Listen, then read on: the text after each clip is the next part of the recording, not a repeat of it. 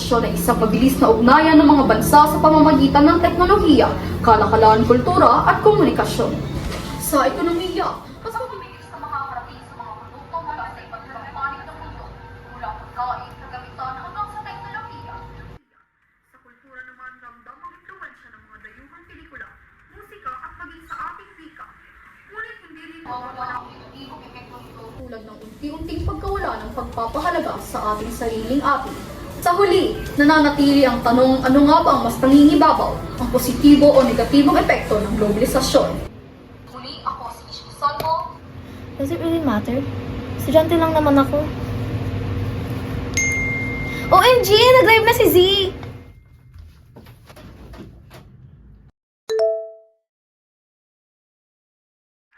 Hi mga ka-sizzies! So, welcome sa live. Ito, habang nag-aantay tayo ng pageant, samahan niyo muna ako mag-makeup. Okay guys, meet my hairstylist. Ako na kasi nagme-makeup sa sarili ko, so I don't need makeup artist anymore. So, ito po, I'm using Kiko Milano. This is my lippy guys. This is what I'm going to wear later sa big night. So, abangan niyo ako guys. May live yun, guys. Yeah, this. Pwede kayong Manood kayo manood. ng live. Gamit ko ngayon yung Kiko Milano Foundation, yes, straight from Italy. At syempre, Maybelline Mascara. Imported pa rin kasi diba, iba talaga ang quality ng international brands. Okay guys, I think I'm live na ako kasi need ko pa mag-prepare. Manood na lang kayo sa live later, guys. Ganda ni Z.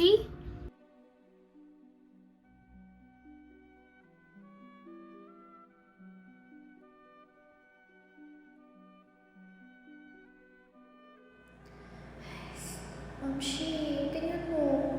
Local brand yung sa atin, yung sa kanya international brand.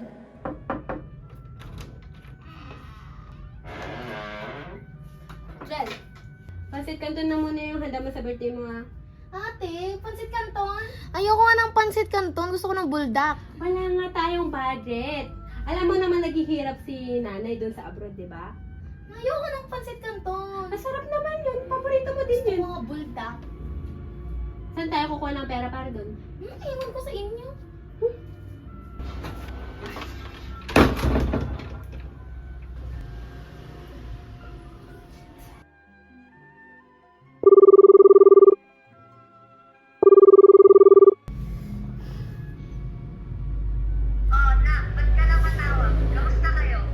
Ma, si Jel, ayaw niya ng pansit kanton. Gusto niya daw buldak. Yung mahal nun. Arte naman nun! Paano yan, ma? Sige na, bilhan nyo na lang sa Total birthday niya naman ngayon. Tikman ko na din yun eh, dito sa ibang bansa. Sige na eh. Sabihin ko kay Jel. Grabe, pati makeup galing ibang bansa. Hala, pageant na. Saan ka pwede manood? Welcome to Miss Youth Tarlac 2025! Alright. Welcome to Miss Youth Carla. Now, let's meet our candidates. Candidate number 7, kamusta? My question for you is, kung mabibigyan ka ng isang pagkakataon upang baguhin ang isang bagay tungkol sa mundo, ano ito at bakit? Agyaman na iti daytoy agundaway. No dabandag na kaya't masurutan, day takiti pa ng salang dini sa kultura tayo. I thank you for this wonderful opportunity. If there is one thing I would like to pursue, it is to protect and preserve our culture. English ka sana. Nakakahiya. Bakit kinakailangan pa ng interpreter? Nakakahiya na nga. Totalo na to. Now, let's hear from candidate number 12. Thank you for that wonderful question.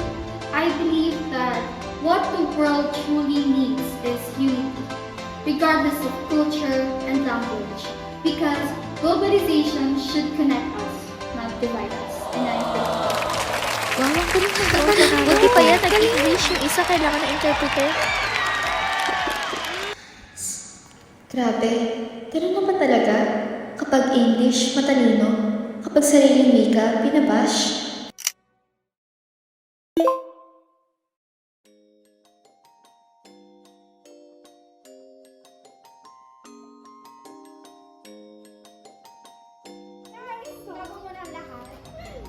Ayaw ko din.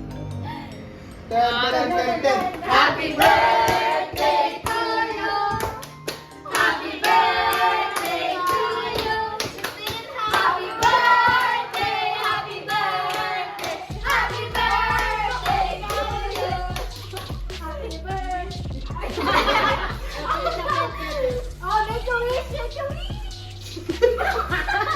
Baho ang...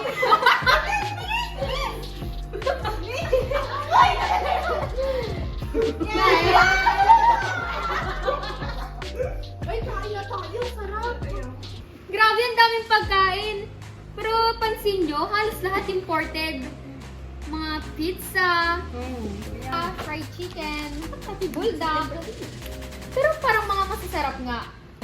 Pero nawawala na yung mga Pinoy foods na tulad ng lumpia, malabon, pansit, at saka Jollibee. Jollibee? Oh my God! Sabi niyo yan, hindi ko kakainin niyo yan. Tama ka dyan, globalization brings us together and gives us choices too. Pero parang, di ba, parang nasasobrahan din naman natin minsan.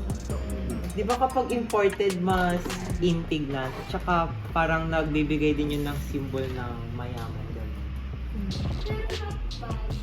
Bakit pa rin sa akin kasi natututo tayo ng iba't ibang culture.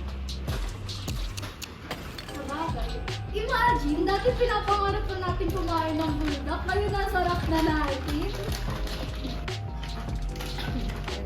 Oo nga, pero isipin nyo na sa dami ng foreign languages, na parang nakakalimutan na natin yung pagka-Filipino natin. Na parang sa tuwing na nakakarinig tayo ng Filipino nag-English, parang nawawala, ay parang mas proud pa tayo. Oo nga, di ba tulad ng paddle kanina, yung nag-Ilocano na ba siya? Tapos yung nag-English siya yung pinuri. Like, globalization talaga. Tapos yung English na yung naging bastihan kung ano yung uso, ano yung status mo sa buhay, di ba? Grabe naman yung mga viewers. Oo nga, kanina akala ko wala akong pakialam. Pero habang iniisip ko, lahat tayo apektado. Kahit sa simpleng pagkain na kinakain natin, sa music na pinapakinggan, pati sa apps na ginagamit natin, pati din sa paano tayo mag-isip. Apektado, alam niyo ba yun? Ay, mga Hindi ko na alam kung gaano nagutom pa rin ako sa pagkain. Ay, kala ko yung Speaking of music, nakita niyo ba yung trend sa TikTok? Ano yung trend? Ito, ang daming likes na sumasayo na K-pop dance. When you hear my Lamborghini go vroom, vroom, vroom, vroom. When we pull up, you know it's a shutdown. Diba? Pero yung sayaw natin na Pinoy, gaya ng Pilipino at buduts, tinatawag din ang Jejimon. Tapos pag K-pop, boom na boom sila, ang daming scene. Ang unfair guys, diba? Oo nga. Ano, parang may bayan.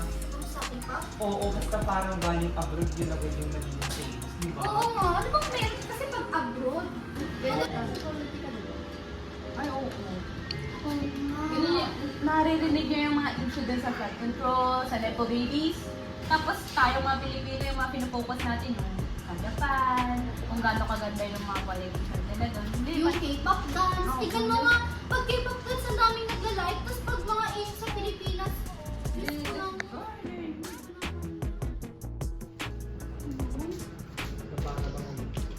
uwi ko na to ah.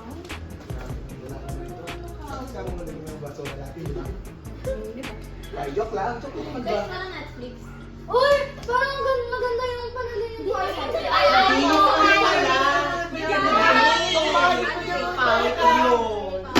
na lang talaga. Hindi! Guys, maganda yung Twilight.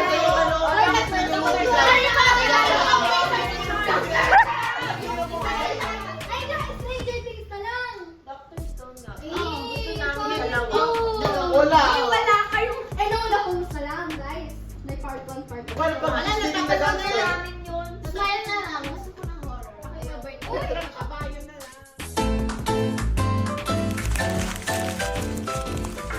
Ikaw na naman. Sino ka ba? 네가 알아서 한다고요? 저게 뭐야? Oo naman. Nag-aaral ba na kuya? Charot. Ay, Bakit? Nakita natin kung paano nakaka-apekto ang globalisasyon sa iba't ibang aspeto ng ating buhay. Mula sa wika, pagkain, musika, pelikula, hanggang sa politika. Ano nga ba ang mga dahilan ng globalisasyon? Una, ang mabilis sa pag-usbong ng teknolohiya at internet. Pangalawa, ang mas bukas na kalakalan at ugnayan ng mga bansa. At pangatlo, ang paglawak ng transportasyon at komunikasyon. At ano naman ang mga dimension nito? Merong economic dimension dahil sa pag-angkat at pagluwas ng mga produkto. Political dimension dahil sa impluwensya ng mga bansang makapangyarihan sa gobyerno. At cultural dimension dahil sa musika, pelikula, pagkain, at wika. At environmental dimension dahil sa mga pandaigdigang isyong kinakaharap natin tulad ng climate change. Pansin niyo ba, ang mga kabataan kung anong napapanood nila, yun yung mga naa-adapt nila? Ibig sabihin, lahat tayo apektado ng globalization kahit na hindi natin namamalayan. Tama, estudyante lang ako at ngayon ko lang na-realize, may party pala ako sa mundong ito. Lahat tayo, apektado. Ako, Ikaw, Tayo, lahat konektado.